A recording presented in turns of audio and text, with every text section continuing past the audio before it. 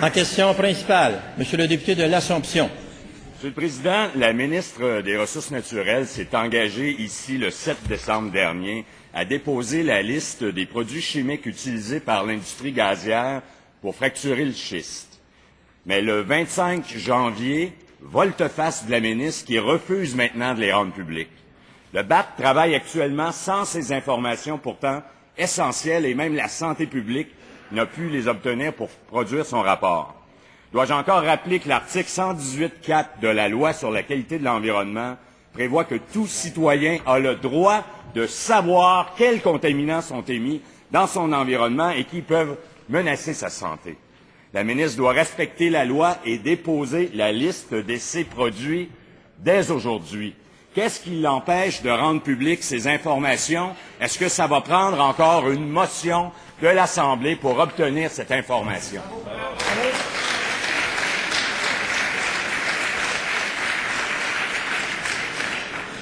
Madame la ministre des Ressources naturelles. Monsieur le Président, la question de notre collègue me permet de réitérer ce que nous avons dit à maintes reprises sur la place publique concernant l'enjeu de la filière gazière au Québec. Tout d'abord, Monsieur le Président, rien ne sera fait dans la précipitation. J'insiste, Monsieur le Président, j'insiste.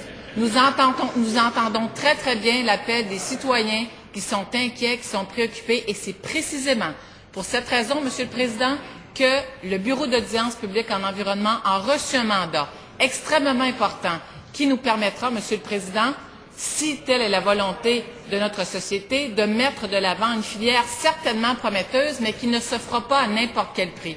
Monsieur le Président, nous avons pris des engagements clairs. Nous allons construire sur le principe de l'acceptabilité sociale, s'assurer que toutes les questions, toutes les préoccupations des citoyens seront répondues.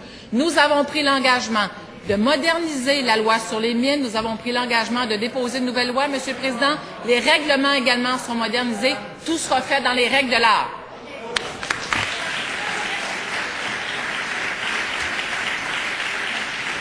En première complémentaire, Monsieur le député de l'Assomption. Monsieur le Président, au mois de décembre, la ministre nous disait ici, elle répondait à ma question en disant qu'elle allait déposer toute l'information, que ça lui ferait plaisir. Ça, c'était son engagement. Ensuite, elle répond à ma lettre elle nous réfère à la commission d'accès à l'information. Alors, c'est une volte-face de la ministre qu'elle respecte ses engagements et qu'elle dépose donc cette liste de contaminants dès aujourd'hui.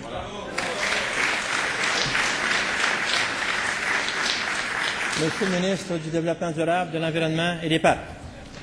Monsieur le Président, sur cette question-là, j'aimerais revenir premièrement sur le rapport du BAP qui s'en vient, les activités du Bureau d'audience publique de l'environnement et sur les nombreux mémoires, Monsieur le Président, qui ont été déposés. Et j'invite le député de l'Assomption à examiner, entre autres, le rapport de l'Institut national de la santé publique qui a été déposé au BAP et qui contient de façon très explicite toute la liste des contaminants qui sont utilisés À une question de règlement, Monsieur le leader de la position officielle. Monsieur le Président, c'est la première question de règlement que nous faisons. La question, elle est très simple, et j'imagine que vous l'avez écoutée autant que moi. Ça porte sur l'engagement qu'avait fait la ministre de livrer les ingrédients qui sont injectés dans le sol. Elle s'est engagée devant vous.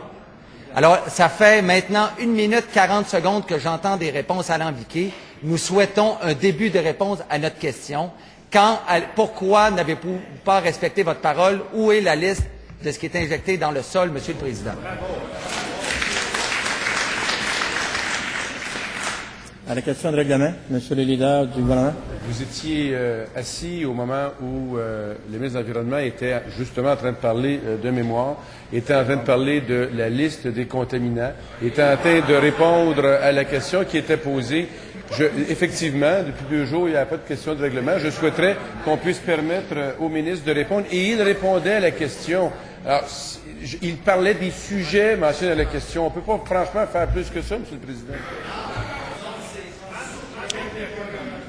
Très bien. La question de règlement était à propos. Cependant, je vais vous indiquer qu'elle ne doit pas servir à reformuler la question.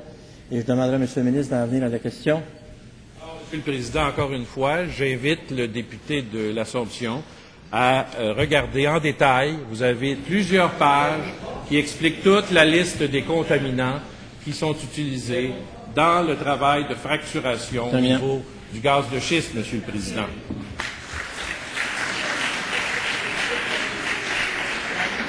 En deuxième complémentaire, Monsieur le député de l'Assomption. Le ministre des Ressources naturelles s'est engagé le 7 décembre dernier. Elle nous a dit, elle disait, Monsieur le Président, ça nous fera plaisir de déposer ces rapports. L'Institut de santé publique a une liste de certains produits, mais il mentionne dans le rapport que sans les concentrations, ils ne peuvent établir le risque. Donc, c'est ce dont nous avons besoin, la liste des contaminants avec les concentrations pour chacun des forages, chacune des opérations de fracturation hydraulique qui ont été